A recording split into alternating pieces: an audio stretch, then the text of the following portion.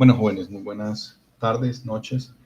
Eh, Debido al cierre de la programación de los TAC, debido a que debemos terminar estas secuencias y generar las posteriores, vamos a dar conclusión al presente TAC con clases grabadas. Por lo tanto, voy a cargar las próximas clases a lo largo de la semana para dar cierre al curso. De todas maneras, estaré disponible en el correo institucional julian.castillo@udigital.edu.co y también en el chat institucional con las mismas credenciales.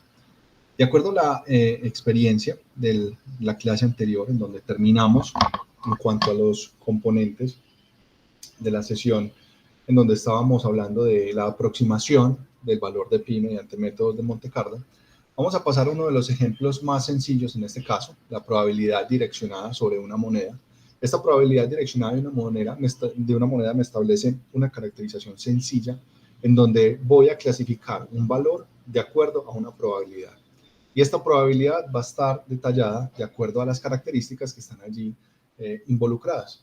En este caso, al estar involucrada una cara, un sello, es decir, un lado y el lado opuesto, vamos a tener una relación en cuanto a la generación de estos lados o de estas características. Yo ya tengo solucionados y diligenciados todos los ejercicios, documento que voy a publicar al terminar esta presente grabación y va a estar disponible para cada uno de ustedes la solución de estos ejercicios. En cuanto al lanzamiento de una moneda, yo debo en este caso voy a ejecutar todas las anteriores para traer todos los eventos disponibles hasta el momento y todas las librerías que necesitamos hasta el momento. En este caso ya están ejecutadas todas las anteriores, ya fueron relacionadas y vamos a calcular la probabilidad de una moneda. En este caso tengo que llamar el aleatorio. En este caso utilizo la librería random y llamo la función random que me trae un número aleatorio entre 0 y 1, incluidos ambos extremos. Si la condición es menor que 0.5, entonces vamos a imprimir cara, de lo contrario vamos a imprimir sello, vamos a ejecutarlo. Para esto Google tiene una facilidad, por así decirlo, tiene un toss a coin, es decir, cara o cruz, en donde me va a generar distribuciones, generación de números aleatorios, en este caso, con volver a lanzar. Y es lo más interesante en este caso. Cuando necesiten, pongan en Google Flip a Coin y les va a traer este ejercicio. ¿Qué pasa? Que yo puedo especificar 0.5 como un valor físico estático debido a que la probabilidad de un valor exacto es 0. Por lo tanto, nosotros tenemos ese punto intermedio como el diferenciador de mis valores entre cara y sello. Si yo deseo, en este caso, establecer una característica de, venga, es probable que la moneda caiga a lomo, entonces voy a generar una probabilidad minúscula en caso de que caiga a lomo. Puede caer, en este caso, como lo vimos al principio del curso, que estamos definiendo por extensión la caracterización de la moneda y vamos a tener que 0.495, solamente un 1% de probabilidades va a tener de caer en el lomo. En este caso, yo puedo ejecutar muchas veces el ejercicio y no puedo llegar a visualizar en algún momento lomo. Pero ¿cuál es la característica de los modelos de Monte Carlo en este caso? Una de las características, porque estos son los principales modelos de Monte Carlo, es la capacidad que tienen estos de, mediante réplicas, poder identificar y caracterizar muchos experimentos de manera sencilla. Yo voy a involucrar, en este caso, el resultado de la moneda en una función. Como ustedes saben, ya nosotros trabajamos funciones y sabemos crear una función en donde no vamos a necesitar un parámetro, un argumento, solamente vamos a entregar un texto que va a ser cara, sello o lomo. Yo puedo llamar la función, él me va a decir que está en una posición de memoria. Puedo llamar la función con una característica de impresión y me va a traer su resultado, o puedo especificarla y me va a traer el return como la característica que está detallada sobre él. Yo puedo ejecutar muchas monedas. En este caso, yo voy a decir que las iteraciones, en este caso, son un input de ingresar el número de ejecuciones de la moneda. Es decir, yo voy a solicitar al usuario que me ingrese la cantidad de monedas a detallar para este componente. Luego de esto lo voy a convertir a un valor entero, lo voy a detallar y lo voy a incluir dentro de un ciclo for. Y de allí lo voy a concatenar con la cantidad de iteraciones y el resultado de cada una de ellas. Vamos a ejecutar en este caso, vamos a imprimir 10 monedas y vamos a tener que 4 de las primeras ejecuciones, bueno, las primeras 4 ejecuciones cayeron cara. 2 de sello, 2 cara, sello y cara. Entonces mire que no hemos obtenido un lomo aún.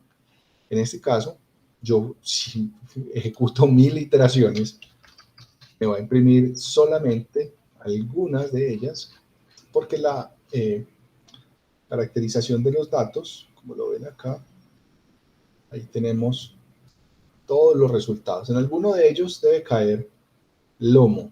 Por algún lado debe estar lomo. No lo alcanzamos a visualizar. Pero claro que está, por aquí hay un lomo. En la 463, en la 449. Miren que hay 2 lomos cerquitas. Aunque la probabilidad sea muy pequeña, está la probabilidad de identificarlo o de obtenerlo. Ahora, si yo quiero en este caso guardar las repeticiones en una lista, por ejemplo, yo tengo la cantidad de iteraciones, esto no cambia, voy a crear una lista vacía y voy a llamar esa función y la voy a agregar con la función append. Recuerden que la función append me permite agregar al final de una lista los valores que acabo de generar. También voy a hacer la gráfica de la cantidad de monedas y su resultado. En este caso, vamos a correrla 10 veces, como estaba en el ejercicio previamente detallado, tenemos que cara tuvo 7 ocurrencias mediante el caso en donde sello tuvo 3 ocurrencias. Esto puede cambiar, claro está. Tenemos 6 ocurrencias de cara, 4 de sello. Vamos a correr otra vez ahora con 1000. Vamos a tener un poco más pareja la situación, casi 500 en ambas, y un poquito de lomo. ¿Listo? Mire que acabamos de ejecutar 1000 ejecuciones en un momento casi instantáneo. Es decir, ¿cuánto se puede llegar a demorar? Vamos a darle time. ¿Cuánto se puede llegar a demorar esto? Vamos a darle aquí 1000. Me dice que se demora 5 por 48 microsegundos. Es decir, absolutamente nada se demora en el lanzamiento de 1000 ejecuciones de moneda. Entonces es un modelo medianamente rápido, eficiente y relacionado con un modelo binario. Es decir, yo tengo caro sello, pero con un componente adicional. En este caso se comprendería con una posible distribución de otra manera. Eso lo vamos a ver más adelante.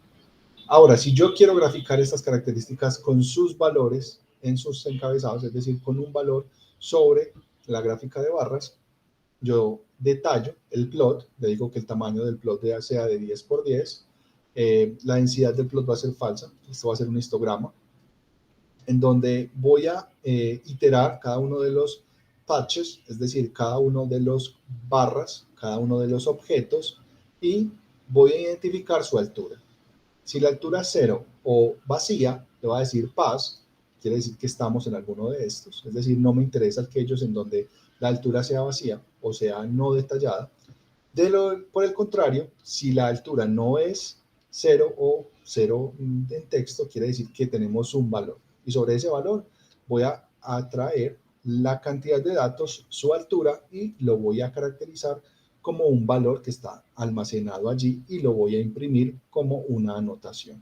¿Cómo voy a anotarlo? Con su altura en este caso. Y ya con esto nos muestra los valores encima de las barras. Vamos a simular el lanzamiento de 2 monedas. ¿Por qué es importante simular el lanzamiento de 2 monedas? En este caso es importante porque son 2 eventos independientes que van a tener una relación en alguna característica. Yo puedo tener algunos valores en donde estén vinculados o relacionados, por ejemplo, los dados, lanzar 2 dados, lanzar 2 monedas, ciertas características en donde voy a tener 2 modelos independientes que van a tener un resultado combinado. Para este caso, creo 2 vectores moneda, creo unas iteraciones, como ya ustedes saben, vamos a ingresarlas por teclado y voy a agregar los valores de cada una de las iteraciones al vector. Es decir, lo que está en azul tiene que ver con la creación de los modelos, su almacenamiento y sus registros. Al estar detallados esos componentes, esos registros y esos valores, yo ya puedo establecer una simulación o un modelo relacionado para dos monedas. En este caso, las dos monedas lo voy a iterar con el largo de un vector, como son vectores hermanos gemelos. No hay necesidad de iterar a ambos, solamente con el largo de un vector. Ya tengo los dos componentes y los voy a concatenar. Es decir, voy a concatenar el lanzamiento del vector 1 con el lanzamiento del vector 2. Vector 1 es moneda 1, vector 2 es moneda 2. Luego voy a traer cuántos datos únicos existen sobre él. Y recuerden que nuestros diccionarios son valores ordenados, no repetibles por la llave, por lo tanto me va a conservar el valor de las llaves en cada una de ellas. Entonces es muy útil utilizar diccionarios porque me genera valores únicos y después lo convierto a una lista. En este caso, luego de tener los dos valores, voy a establecer que voy a crear un vector vacío con la cantidad de componentes que existen allí sobre él. Ahora voy a imprimir esa cantidad de monedas únicas, como lo vemos acá, que es la lista, y tengo dos variables, K y M, que van a ser los controles de iteración sobre mis dos monedas. Para el caso de iterar las dos monedas, voy a tener I para dos monedas únicas que van a ser, por ejemplo, cara a cara, cara sello, sello sello, sello cara, cara lomo, lomo sello y sus combinaciones, pues en este caso, como las tengamos. Cada una de ellas va a tener sus características identificadas de acuerdo a los valores del vector de dos monedas, que es el que creamos acá, que va a tener los dos componentes de las monedas uno detrás del otro. Contabilizamos la cantidad de intentos, reseteamos M, que en este caso necesitamos que conserve 0 para incrementar o detallar la cantidad de datos o eventos que suceden en cada uno de los modelos y imprimimos los resultados. Para este caso, yo voy a decir que vamos a tener 10 iteraciones y en esas 10 iteraciones voy a tener solamente cara a cara, sello sello y cara sello, que va a estar representado por 3, 6 y 1. Pero si yo empiezo a generar y empiezo a expandir la cantidad de experimentos, voy a tener menores características, perdón, voy a tener más características en cuanto a posibles vinculaciones en los datos. Entonces ya voy a tener sello cara, cara cara, sello sello, cara sello y cara lomo. Esos son los valores únicos de generación de modelos de mi sistema. Ahora vamos a ver con 1000 iteraciones. 1000 iteraciones ya voy a tener muchas más posibilidades de combinación. Entonces voy a tener sello cara, sello sello, cara cara, cara sello, sello lomo, cara lomo, lomo cara y lomo sello. Entonces mire que voy a tener cada uno de ellos en donde la probabilidad de que caiga sello cara, cara sello, sello sello, estas cuatro que ven acá, es muy similar. Mire que tenemos 252, 231, 248, 246. Miren que son probabilidades muy similares porque están relacionadas mediante una distribución uniforme. Ahora, las que tienen que ver con el lomo tienen menor ocurrencia, porque el lomo tiene menor ocurrencia, y vamos a graficar estas características. Ahora yo tengo sello cara, sello sello, y así cada una de ellas con las ocurrencias que inciden sobre cada uno de estos experimentos. Mire que de un ejemplo tan sencillo como el lanzamiento de una moneda, podemos generar eventos muy relacionados y complejos para una interpretación de estos casos. Para el lanzamiento de un dado es similar al lanzamiento de una moneda, solo que ahora tengo 6 posibles escenarios. El primer escenario es que caiga 1, el segundo caiga 2 y así sucesivamente hasta 6. Vamos a ver con el lanzamiento de un solo dado cuál valor cae en este caso. Cae 4. Ahora vamos a ejecutarlo nuevamente, cae 5, pero yo puedo establecer un criterio adicional sobre los lanzamientos de los dados. Es decir, yo puedo, venga, ¿cuántas veces puede caer el número 2?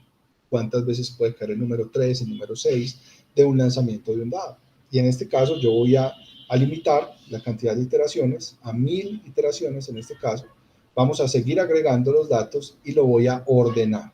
En este caso Y va a estar ordenado y lo voy a caracterizar con un histograma. El histograma va a detallar los resultados y los lanzamientos con un borde rojo y con una alineación a la derecha. Entonces, mire que ya vamos agregando más cositas a nuestro histograma, es decir, bins, es decir, la cantidad de barras de cajones que voy a generar. En este caso son 6, porque son 6 posibles ejecuciones que voy a tener en este ejercicio, y lo mismo para el caso de poner los valores por encima de las barras. En este caso, voy a tener que mis lanzamientos están muy bien distribuidos con 164, 171, 156 y así sucesivamente como lo vemos acá para los resultados.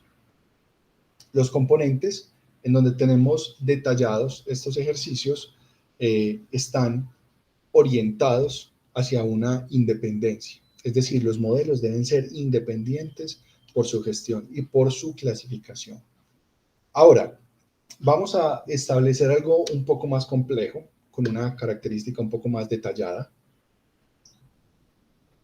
en donde ya voy a empezar a utilizar los números aleatorios para clasificar y detallar los aspectos de un bingo.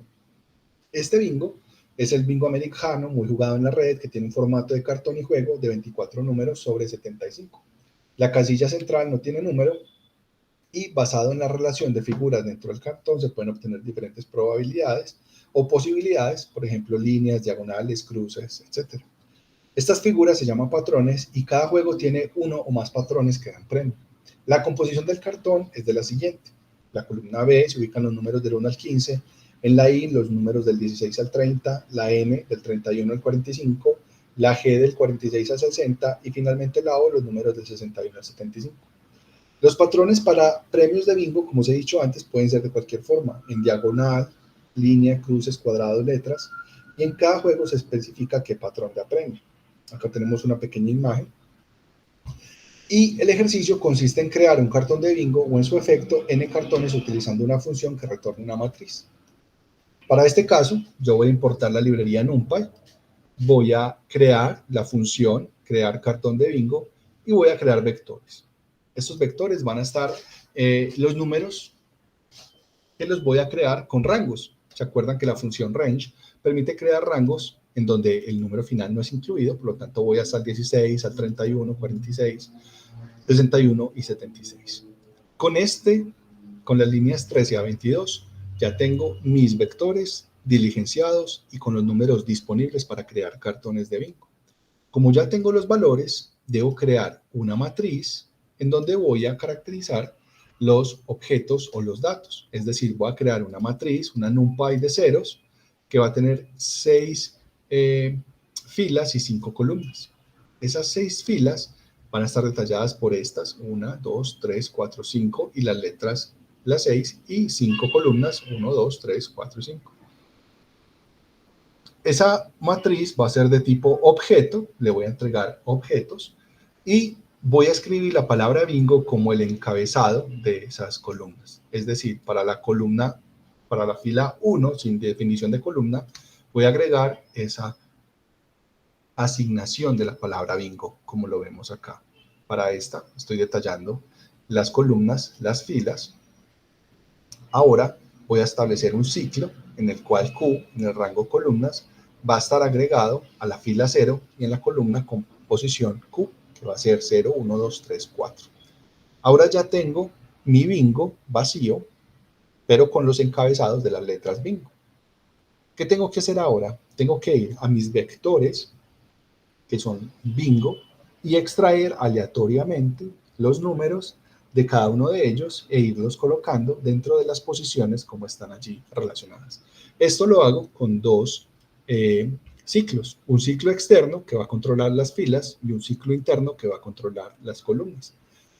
Si estoy en la posición I mayor que 0, entonces debo establecer que estamos en la columna 1 y debemos llamarla B. Por lo tanto, voy a utilizar la función choice, que la función choice me permite a mí escoger un valor aleatorio de una lista y asignarlo al valor de B. En este caso, yo obtengo el valor aleatorio y lo debo eliminar de B. Es decir, como yo no puedo repetir números por ejecución o por cartón, tengo que hacer un remove sobre ese dato.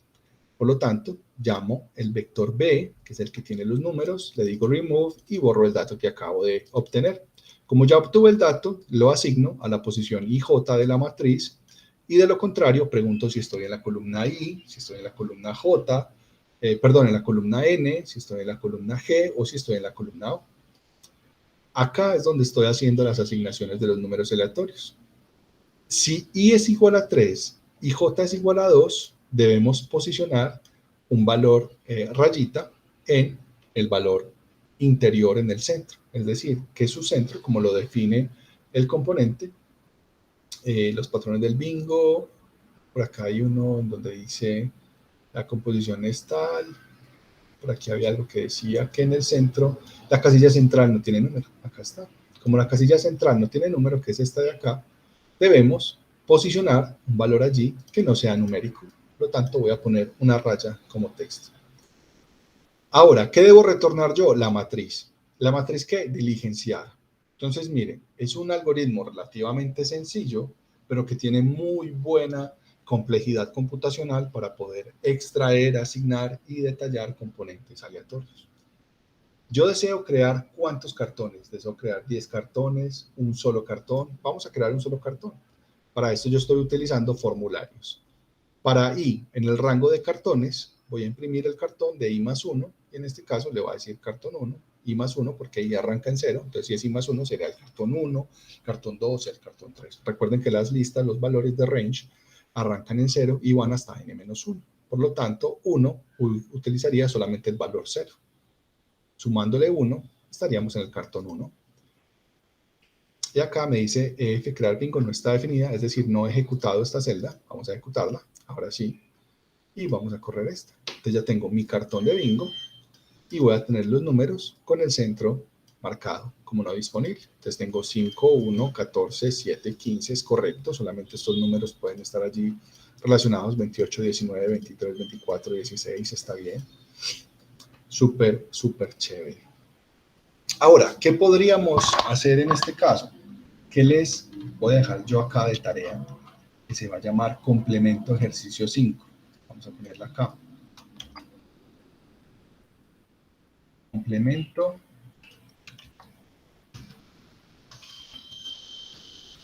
ejercicio.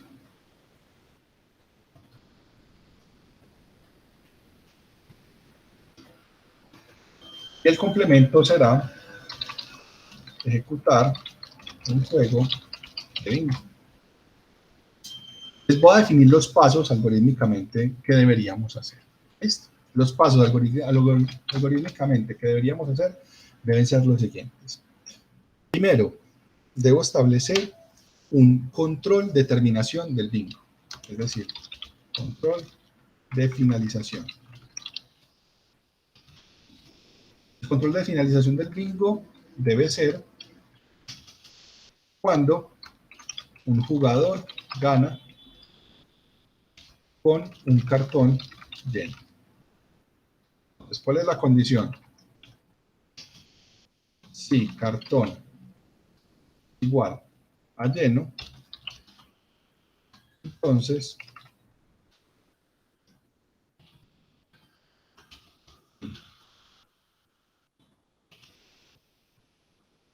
listo. Yo, ¿por qué no estoy poniendo esto dentro de un bloque de código? Python.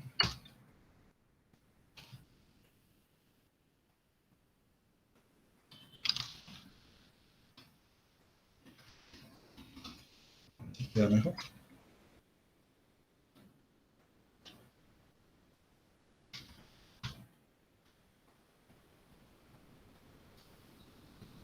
Listo, ya está mucho mejor.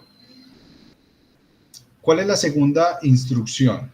La segunda instrucción debe ser la siguiente. La segunda instrucción debe ser, bueno, ya tengo la instrucción de finalización, debo tener una instrucción de ejecución.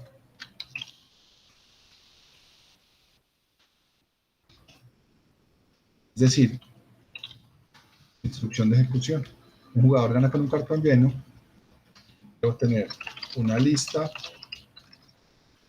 de números y en esa lista de números del 1 al 75 extraer de 1 en 1 hasta que exista un ganador. Ahora, ¿qué debemos hacer en este caso? Esta es la 2 y esta es la 3. Luego de tener una instrucción de ejecución, debo tener una instrucción de marca. Instrucción de marca. Para esta instrucción de marca, debo recorrer la matriz. Se puede utilizar el mismo algoritmo de llenado y cambiar por X, ponerlo así como cambiar por X cada valor ahí del valor maestro, por así decirlo. Listo. Donde tengo mi control de finalización, mi instrucción de ejecución y mi instrucción de marca, yo ya puedo jugar el bingo. Detallar el ganador. Y hay algo muy importante. ¿Qué se recomienda?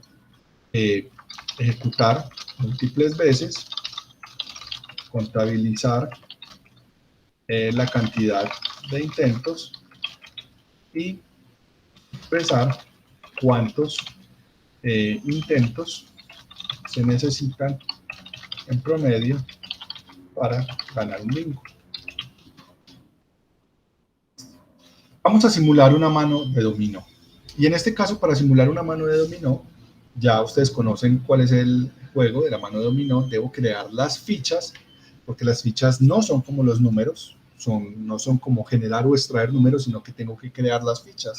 Y este es un poco más complejo, porque debo crear unas fichas específicas en donde no pueda repetir posicionamiento. El juego de dominó es un juego de mesa en el que se juegan y emplean unas fichas baldosas rectangulares, generalmente blancas por la cara y negras por el revés. Usualmente hay de diferentes colores, aunque existen muchas variantes. Una de sus caras está dividida por dos cuadrados, cada uno de los cuales está marcado normalmente mediante disposiciones de puntos como los dados. La puntuación habitual es de 0 a 6 puntos, lo que compone un total de 28 piezas de dominó, siendo la ficha más grande la 6 doble. Existen otras variantes, eso no lo vamos a detallar. El jugador que queda sin fichas, son 3 puntos, y por medio de los 2 puntos, bueno, y otras caracterizaciones de puntos adicionales. Si un jugador al principio de la partida obtiene 4 fichas con iguales números en ambos lados, es considerado como victorioso y la partida será reiniciada. Vamos a ver entonces, este es un poco más complejo, pero no más difícil. Quiere decir que debe tener ciertas características en donde hay que crear los algoritmos. ¿Listo? Entonces yo debo tener en cuenta la ejecución anterior para mi ejecución posterior. Eso es lo que hay que tener en este caso. Vamos a importar random, vamos a definir una función que se va a llamar mano de dominó y vamos a detallar la cantidad de jugadores. Recuerden que la cantidad de jugadores deben ser 2, 3 o 4. No puedo tener 1 o 5 jugadores porque el juego no se puede iniciar. Por lo tanto, la primera validación debe ser la cantidad de jugadores. Debo crear una lista de dominó en donde voy a crear los valores de las fichas. Entonces, debo crear un rango que va de 0 a 6. Recuerden que 7 no está incluido, pero 0 sí está incluido, el vacío está incluido. En este caso, voy a crear 6 iteraciones, de 0 a 7, pero 7 no está incluida, o sea que va de 0 a 6. Y voy a crear un rango interior que va a ir de 0 hasta i más 1. Es decir, va a ir de 0 hasta la posición anterior más un valor. Es decir, de 0 a 1, de 1 a 2, de 3 a 4 y así sucesivamente. Y en este caso voy a agregar a dominó, que es mi vector, voy a agregar una barra, un texto con la posición i y un texto con la posición j. I es la posición interna, es decir, el lado derecho del dominó, y en este caso i es la posición j, que me va a detallar el lado derecho del dominó. I es la posición izquierda y j es la posición derecha. Esta la cara exterior, que es esta, y j la cara interior, que va a ser esta. Ahora, ya con esto tengo mis fichas creadas. Como ya tengo mis fichas creadas, voy a crear una lista de manos y voy a crear el jugador 1 y el jugador 2. ¿Por qué voy a crear el jugador 1 y el jugador 2? Son jugadores obligatorios. Por lo tanto, al ser jugadores obligatorios, voy a detallar que al menos 2 deben estar creados. Si el usuario dice que va a crear 3 usuarios, Entonces debo crear uno adicional y estoy ahorrando memoria. No debo crear los 4 jugadores al mismo tiempo. No es necesario crear jugadores que no existen. Para el jugador 1 voy a ir con un rango de 1 a 7, es decir, le voy a entregar 6 fichas y le voy a decir, venga, traiga la ficha, haga un choice de dominó, remueva la ficha del dominó y agréguesela al jugador. Lo mismo para el jugador 2. En este caso, voy a extraer las fichas como hicimos exactamente con el jugador 1. Voy a dato, le asigno la ficha de dominó, la remuevo de la canasta donde están todas las fichas y la agrego al valor del jugador. Y lo agrego en este caso, manos.append y agrego el jugador 2. Mire que en manos voy a ir guardando los jugadores. Listo. Si jugadores es mayor que 3, quiere decir que debemos tener 3 o más jugadores. Si tenemos jugadores más, en este caso, si tenemos 3 jugadores, mire que la condición es dinámica. Si jugadores es mayor o igual a 3, entonces voy a crear el jugador 3. Si vuelvo y pregunto, si los jugadores es mayor o igual que 4, creo el jugador 4. Mire que el jugador 4 se crea única y exclusivamente si el jugador 3 se completa y existe un cuarto. No se crea si el jugador 4 no existe. Entonces, mire que estamos hablando de eficiencia algorítmica y estamos hablando de clasificación algorítmica por extensión. El mismo criterio de extensión de jugadores me determina si un ejercicio o una condición se va a ejecutar, que es la condición para crear un nuevo jugador. En este caso se hace exactamente lo mismo, que son estos, y es decir, este tipo de algoritmo, que son estas 4 líneas, se podría repetir dentro de una función para no tener que escribir esto cada vez que lo vamos a detallar. Pero para criterios de aprendizaje y de mejora, vamos a dejarlos acá. ¿Qué debo retornar yo? El vector de las manos. Como el vector de las manos contiene los jugadores 1, 2, posiblemente 3 y posiblemente 4, debo determinar cuando no se pueda clasificar los jugadores, es decir, cuando no estén 2, 3 o 4 jugadores. Para este caso, le voy a decir, venga, créeme 2 jugadores de dominó y me crea los 2 jugadores. Créeme 4 jugadores de dominó, me crea las 4 manos de dominó. El que tenga la ficha 6-6 debe salir y ese es uno de los criterios de ejecución.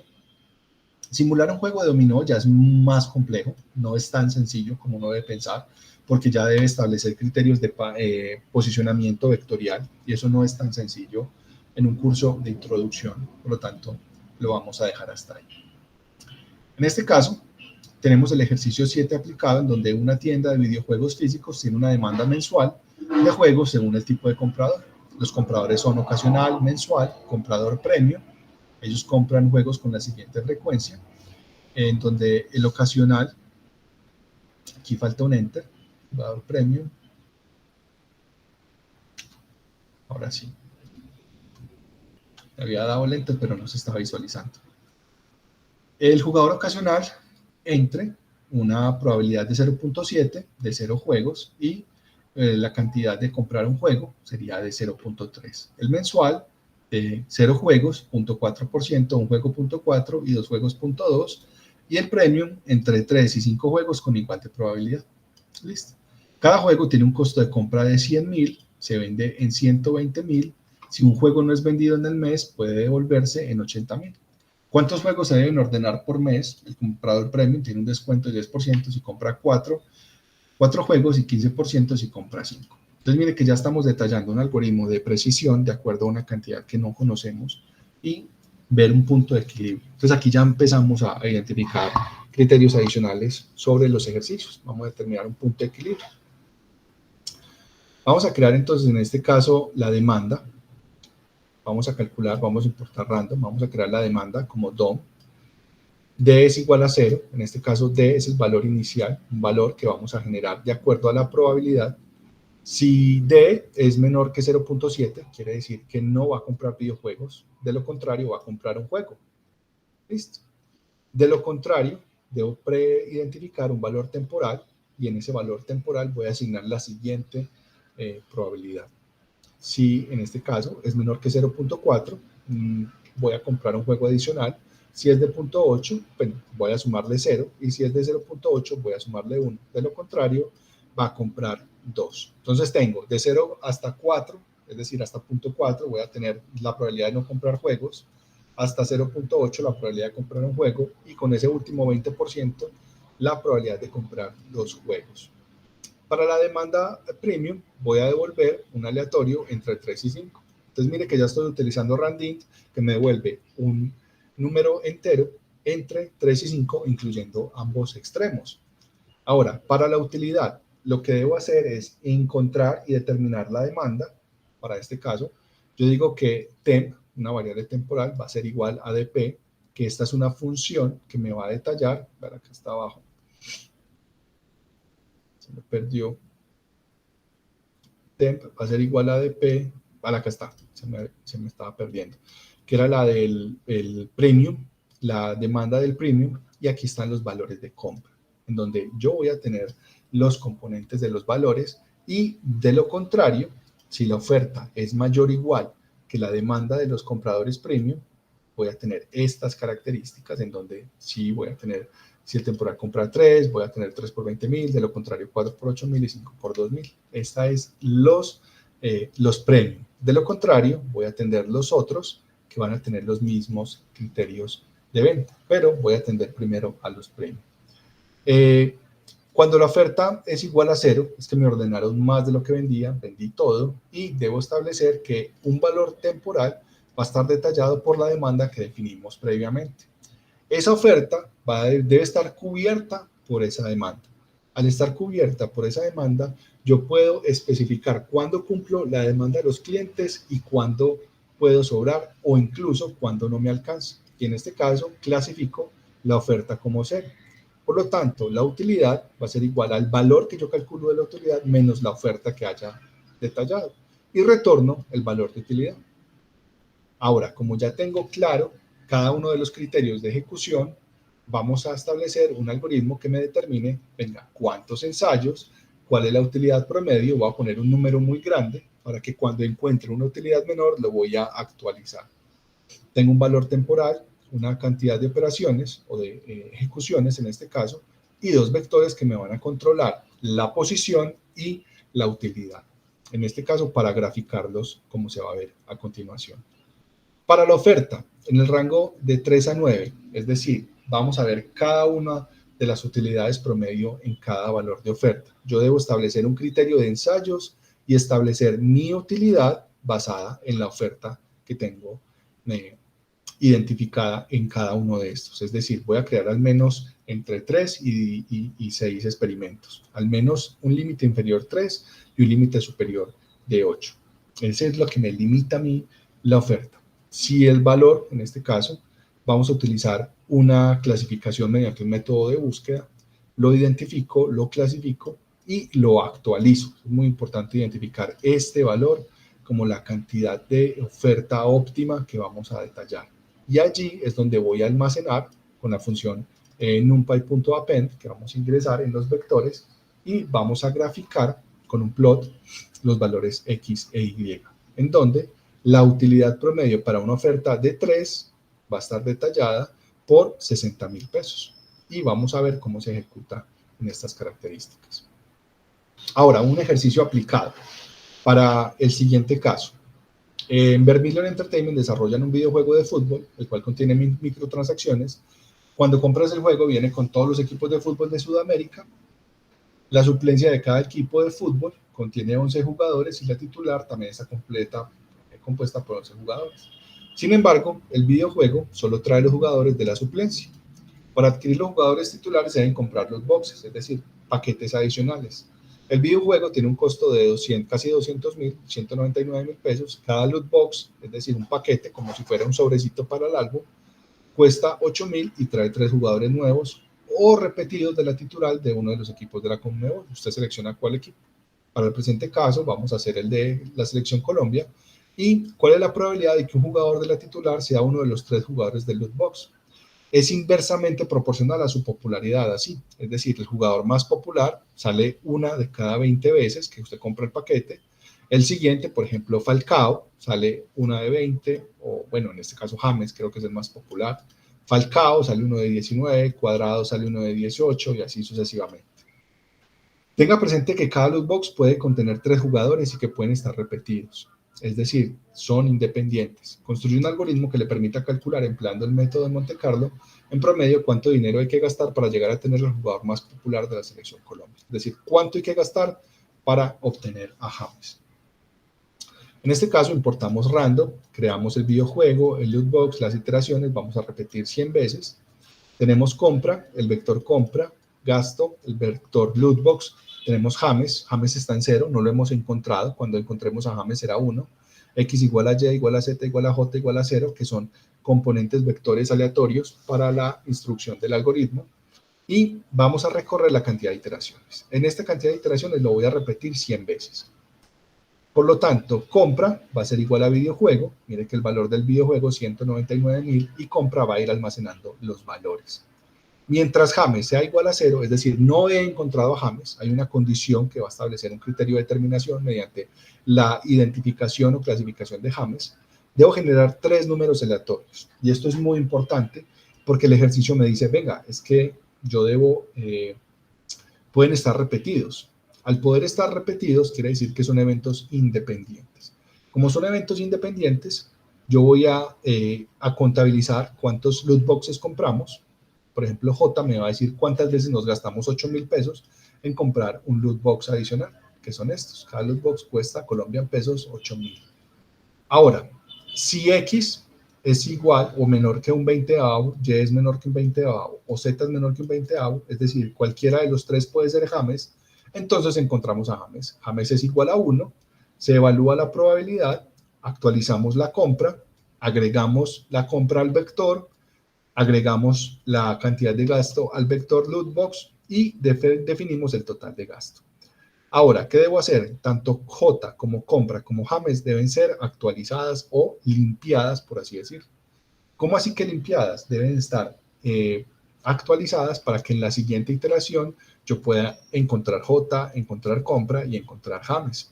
En este caso, como ya encontramos a James y es igual a 1, si James es igual a 1, este ciclo termina, todo lo que está en azul termina, y vengo a establecer los casos. En este caso, el promedio de gastos es la suma del vector compra sobre la cantidad de iteraciones. El promedio de lootbox es la suma del vector lootbox sobre la cantidad de iteraciones. Y vamos a detallar que para un modelo de 100 iteraciones, el gasto promedio es de 255.400 y la cantidad promedio de lootboxes compradas es de 7. Es decir, yo debo comprar 7 paquetes de 8.000 para encontrar a James. En este caso, hay uno de un raspa y gana muy sencillo. Encontrar la utilidad esperada de un problema de raspa y gana. Para el caso, se tienen dos espacios que pueden contener símbolos de pesos. Y usted gana 100 si obtiene 2 símbolos de pesos, 10 obtiene 1 y de resto nada. El juego cuesta 5 y la probabilidad de encontrar un símbolo de pesos es de 0.25. Calcule la utilidad esperada. En este caso, definimos una función de raspa y gana, una cantidad de n, que va a ser la cantidad de datos que vamos a definir, que va a estar ingresada acá. La cantidad U, que va a determinar la utilidad, y debo establecer, venga, si el aleatorio es menor que 0.25, encuentra un símbolo de peso. De lo contrario, encuentra una X. Si un valor aleatorio nuevo es menor que 0.25, porque son eventos independientes, encuentra un símbolo de peso, de lo contrario una X. Si S1 es igual a pesos y S2 es igual a pesos, le voy a sumar 100. Si al menos 1 es S, le voy a sumar 10. Por lo tanto, debo retornar la cantidad de utilidades sobre la cantidad de iteraciones para, en este caso, vamos a modelar 100.000 iteraciones. Y me dice que R no está definida, me falta R, es RND. RND. Ahora sí. Dice que él calcule la utilidad esperada, 9.8651. ¿Qué es 9.8651? De cada uno de los valores, es decir, usted gana 100, ¿cuál es la utilidad promedio sobre cada una de ellas? Es de 9. Si usted gana 100 con cada uno de ellos, cuando encuentra 2 símbolos de pesos, gastando 5, en este caso es más complejo. Listo. Bueno, con esto terminamos la clase de hoy. La próxima clase vamos a ver lo que son variables estadísticas. Esa espero subirla durante el transcurso de la presente semana. Recuerden, pueden contactarme al correo julian.castillo. Lo voy a escribir acá.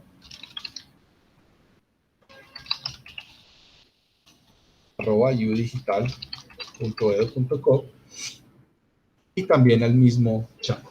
Listo, recuerden escribirme si tienen alguna duda, algún comentario. La próxima clase va a ser un poquito más estadística, vamos a tener mucho más estadística, que es la fundamentación de la ciencia de datos. La ciencia de datos tiene su fundamentación en la estadística y con eso ya terminaríamos el curso, faltando una clase que vamos a establecer un pequeño modelo. Listo. Jóvenes, muchísimas gracias. Espero verlos en el próximo tag vacacional, que voy a estar dando un tag vacacional. Y muchísimas gracias por su participación. Que tengan una feliz noche.